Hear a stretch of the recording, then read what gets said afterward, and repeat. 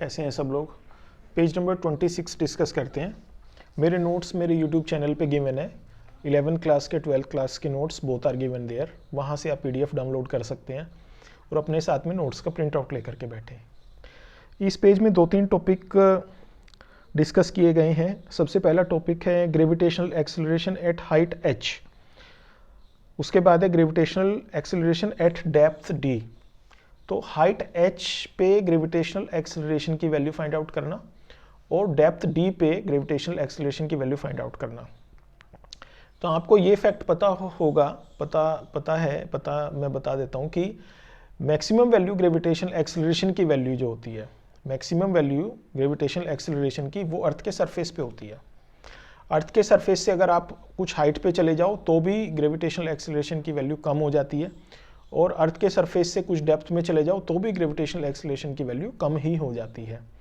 तो gravitational acceleration decrease ही होता है सरफेस से ऊपर या नीचे जाने पे। तो वही हमें कैलकुलेट करना सीखना है। एक्सप्रेशन निकालेंगे कि h हाइट पे कितना होता है ग्रेविटेशनल एक्सेलरेशन और d डेप्थ पे कितना होता है। तो एक तो ये टॉपिक है। फिर इसी को ग्राफिकली रिप्रेजेंट करेंगे, graphical representation of variation of g with distance. और फिर एक g लैम्डा के साथ में भी वेरी करता है, लैम्डा के साथ में वेरी करता है। Lambda is an angle equator line से जो बनता है। तो आप जब पोल्स की तरफ जाते हो तो लैम्डा की वैल्यू इंक्रीज होकर के 90 डिग्री बन जाती है, और इक्वेटर पे लैम्डा की वैल्यू 0 होती है। ठीक है, तो लैम्डा के साथ में कैसे वेरी करता है ग्रेविटेशनल एक्सेलरेशन, वो एक एक्सप्रेशन समझेंगे। और एक ग्रेविटेशनल फील्ड किसे कहते हैं, इसका क्या कॉन्सेप्ट है वो समझना है। तो चलिए स्टार्ट करते हैं कि सबसे पहले gravitational acceleration eight height h height पे ग्रेविटेशनल एक्सेलरेशन की वैल्यू फाइंड आउट करनी है। तो एक्सप्रेशन जो आपको मिलेगा वो मिलेगा g dash upon g is equal to r square upon r plus h का होल स्क्वायर। ये एक्सप्रेशन आपको मिलेगा। इस एक्सप्रेशन की हेल्प से आप कैलकुलेट कर सकते हैं gravitational acceleration at any height. तो आप क्या करो, सबसे पहले ग्रेविटेशनल एक्सेलरेशन का एक्सप्रेशन जो पीछे डिड्यूस करके आए थे, capital G into capital M upon capital R square, वो आपने लिख लिया। ये अर्थ के सरफेस के लिए लिखा है आपने, कैपिटल R लिखा है इसमें, capital G into capital M upon capital R square. What is capital G? Universal constant. What is capital M? Mass of planet, mass of earth. What is capital R? Radius of earth. अब ये G से आपने denote कर लिया। अभी आप h height पे gravitational acceleration find out कर लेते हैं। तो h हाइट पे ग्रेविटेशनल एक्सेलरेशन को g डैश से आपने लिख लिया। तो g डैश की वैल्यू कितना हो जाएगी, उसमें मास तो पूरे अर्थ का रहेगा ही रहेगा, अपोन में जो r स्क्वायर था उसमें r में h और ऐड हो जाएगा। तो वहाँ पे एक्सप्रेशन मिल जाएगा capital G into capital M upon capital R plus h का होल स्क्वायर। तो g डैश की वैल्यू आपको मिल गई, g dash is equal to capital G into capital M upon R plus h का होल स्क्वायर। अब इसमें बस इक्वेशन नंबर 2 को इक्वेशन नंबर 1 से डिवाइड कर लो, तो you get g dash upon g is equal to R square upon R plus h का होल स्क्वायर। इतना सिंपल से आपने कैलकुलेट कर लिया। इसको किसी सिंपल फॉर्म में भी लिखा जा सकता है। कई बार ये आपको एक सिंपल फॉर्म देखने को मिलती है, तो वो बाइनोमियल थ्योरम की हेल्प से इसका एक अप्रोक्सीमेशन करते हैं। लेकिन ये कैलकुलेट करते समय ये ध्यान रखें कि ये वाला जो फॉर्मूला है this is much accurate formula. जो बाइनोमियल थ्योरम की हेल्प से आप कैलकुलेट करते हो वो एक अप्रोक्सीमेशन आपको मिलता है 1 - 2h अपॉन r। तो उससे कई सारे प्रॉब्लम्स को जब सोल्व करते हैं तो हमें सही आंसर नहीं मिलता। तो हमें इसी फॉर्मूला की हेल्प से कैलकुलेट करना चाहिए, ना कि उस अप्रोक्सीमेट फॉर्मूला की हेल्प से कैलकुलेट करना चाहिए। Now we calculate gravitational acceleration at depth d। d depth पे जाओगे तो भी ग्रेविटेशनल एक्सेलरेशन की वैल्यू कम हो जाती है। तो ये कैसे कैलकुलेट करें? तो सबसे पहले तो आपने अर्थ के सरफेस पे ग्रेविटेशनल एक्सेलरेशन की वैल्यू रख ली। तो क्या वैल्यू थी? Capital G into capital M upon R square. अब इसमें जो कैपिटल M है इसकी वैल्यू आप सब्सटीट्यूट कर लो, कैपिटल M की वैल्यू सब्सटीट्यूट कर लो उसकी डेंसिटी के टर्म्स में। तो डेंसिटी मान लेते हैं रो है अर्थ की डेंसिटी, और अर्थ का रेडियस r है तो उसका वॉल्यूम हो गया 4/3 पाई r क्यूब। तो अर्थ का मास उसकी डेंसिटी के टर्म्स में हो गया वॉल्यूम इंटू डेंसिटी, यानी 4/3 पाई r क्यूब इंटू रो। तो मास की जगह पे ये मल्टीप्लिकेशन, ये वैल्यू आप सब्सटीट्यूट करो। तो मास की जगह पे क्या लिखना है, 4/3 pi R cube into rho, बाकी सारी चीज़ें सेम रहेंगी। तो अर्थ के सरफेस पे ग्रेविटेशनल एक्सीलरेशन की वैल्यू आपको मिल गई, small G is equal to capital G into 4/3 pi R cube rho upon R square.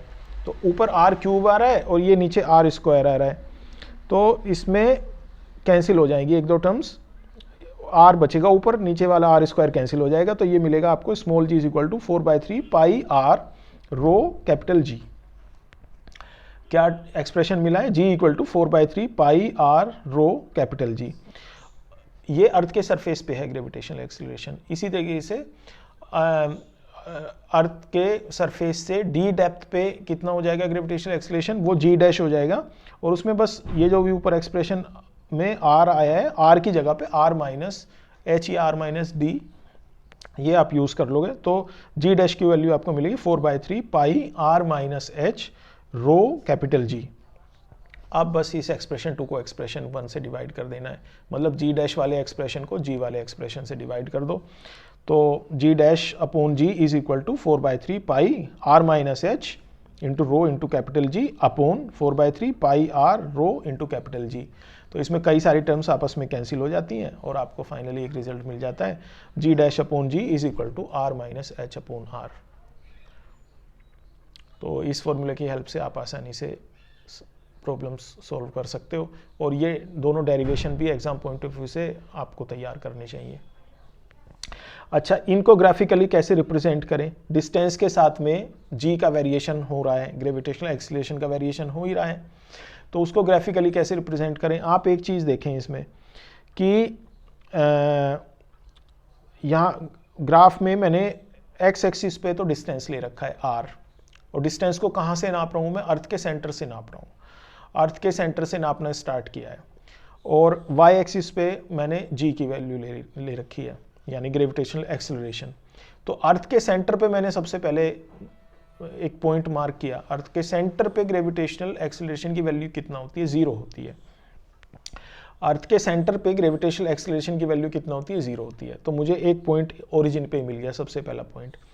अब ग्रेविटेशनल एक्सीलरेशन की वैल्यू अर्थ के सरफेस पे मैक्सिमम होती है, अर्थ का सरफेस मतलब 6400 किलोमीटर्स, तो 6400 किलोमीटर पे मैंने एक पॉइंट मार्क कर लिया, और वहां पे ग्रेविटेशनल एक्सीलरेशन की वैल्यू को जी मार्क कर लिया, जी 9.8 मीटर पर सेकेंड स्क्वायर, 9.8 मीटर पर सेकेंड स्क्वायर मार्क कर लिया। और इस अर्थ के सेंटर से लेके अर्थ के सरफेस तक 6400 किलोमीटर तक जो जी वेरी करता है वो लीनियरली वेरी करता है, जी में जो वेरिएशन है वो लीनियरली वेरी कर रहा है, तो इसलिए यहाँ पे ग्राफ पूरा लीनियर है, जी इज प्रोपोर्शनल टू आर, इसलिए एक स्ट्रेट लाइन बना दी है, ये लगातार इंक्रीज होता जा रहा है। जी ग्रेविटेशनल एक्सीलरेशन अर्थ के सेंटर पे तो 0 ही था, फिर सेंटर से जैसे जैसे सरफेस की तरफ चलते जाते थे लीनियरली बढ़ता जाता था ग्रेविटेशनल एक्सीलरेशन, अर्थ के सरफेस पे इसने अपनी मैक्सिमम वैल्यू एज्यूम कर ली, और यहाँ सरफेस पे 9.8 मीटर पर सेकेंड स्क्वायर हो गया। उसके बाद में जी फिर घटना स्टार्ट हो जाएगा, और घटना स्टार्ट होगा, और ये आर 1/r स्क्वायर के प्रोपोर्शनल होगा, 1/r स्क्वायर के प्रोपोर्शनल वेरी करेगा, G is proportional to 1/r square. तो इसमें आपको स्ट्रेट लाइन नहीं मिलेगी, इस बार एक कर्व लाइन मिलेगी, तो डिक्रीज होते हुआ एक ग्राफ बन जाएगा, and the graph will be curved because of variation of dependence of G upon R as 1/r square. तो आई होप कि ये ग्राफ आपको समझ में आ गया होगा। कुछ एक एग्जांपल्स मैंने दे रखे हैं, एग्जांपल आप प्रैक्टिस कर सकते हैं। अब जी लैम्डा के साथ वेरी करता है, वो लैम्डा के साथ में वेरिएशन एक बार समझ लेना। तो लैम्डा क्या है पहले ये समझ लीजिए, ये एक स्फीयर है, अर्थ का ग्लोब, ठीक है, अर्थ का ग्लोब है ये ग्लोब, और इसमें जो ये लाइन होती है बीच में ये इक्वेटर होती है, इक्वेटोरियल लाइन या इक्वेटर, और जो ऊपर और नीचे के जो पॉइंट्स होते हैं वो पोल्स होते हैं। तो ये जो इक्वेटर की लाइन है, ये मान यहाँ पे किसी पॉइंट पे ले रहे हो तो सेंटर से यहाँ इस पॉइंट तक का एक स्ट्रेट लाइन बना दी, ये इस इक्वेटर वाली लाइन के साथ में जितना एंगल बनाएगी वो लैम्डा होता है। तो आप देखें जब इक्वेटर पे ही है तब तो लैम्डा की वैल्यू 0 है, अब जैसे जैसे इक्वेटर से पोल की तरफ जा रहे हो वैसे वैसे ये लैम्डा वेरी कर रहा है, lambda will become 90 degree when you are at pole. तो इस लैम्डा के साथ में जी वेरी करता है, और उसका एक रिलेशन है, उसका डेरिवेशन वगैरह नहीं करना है। रिलेशन है G dash is equal to G minus r omega square cos lambda. G dash is equal to G minus r omega square cos lambda. ये जो जी डैश है यानी कि ग्रेविटेशनल एक्सीलरेशन, वो ऑफ कोर्स जी से बढ़ेगा तो है ही नहीं, मैक्सिमम वैल्यू तो जी ही होती है। जी मतलब 9.8 मीटर पर सेकंड स्क्वायर को मैं जी ही बोल रहा हूँ, तो वो जी से कम ही होना है। जी डैश कम होना है, और कम हो करके कैसे कम होगा, जी में से माइनस होना है, तो G minus r omega square cos lambda. Lambda का तो आपको समझ में आ ही गया, लैम्डा क्या एलिवेशन, और ये जो आर ओमेगा स्क्वायर है, इस आर ओमेगा स्क्वायर में आर है अर्थ का रेडियस और ओमेगा है अर्थ के घूमने की वेलोसिटी, एंगुलर वेलोसिटी, रोटेशन वाली वेलोसिटी जो होती है वो एंगुलर वेलोसिटी है। तो आर ओमेगा स्क्वायर ए के बराबर भी होता है, वैसे आपको ये पता है आर ओमेगा स्क्वायर ए के बराबर, सेंट्रीपिटल एक्सीलरेशन के बराबर भी होता है। तो एक तरीके से इस एक्सप्रेशन को याद रखना है तो G dash equal to G minus a cos lambda, ऐसे भी याद रख सकते हो। तो इक्वेटर पे तो लैम्डा इक्वल टू 0 डिग्री है, तो वहाँ पे तो कोस लैम्डा जब रखोगे यानी कि कोस 0, तो कोस 0 की वैल्यू होती है 1, तो इस a की वैल्यू होती है 0.034, तो 0.034 इंटू 1 इज इक्वल टू 0.034, तो g में से कुछ वैल्यू लेस हो गई, हालांकि छोटी सी वैल्यू है 0.034 ओनली। तो ये डिपेंडेंस असल में केवल लैम्डा पे नहीं है बल्कि ओमेगा पे भी डिपेंड करता है। अब लेकिन ओमेगा तो अर्थ के लिए कांस्टेंट ही है, वो तो जिस एंगुलर वेलोसिटी के साथ घूम रही है तो वो घूम ही रही है। ये जो 0.034 वैल्यू है ये तो अर्थ की एंगुलर वेलोसिटी के रीजन से ही प्रोड्यूस हुई है।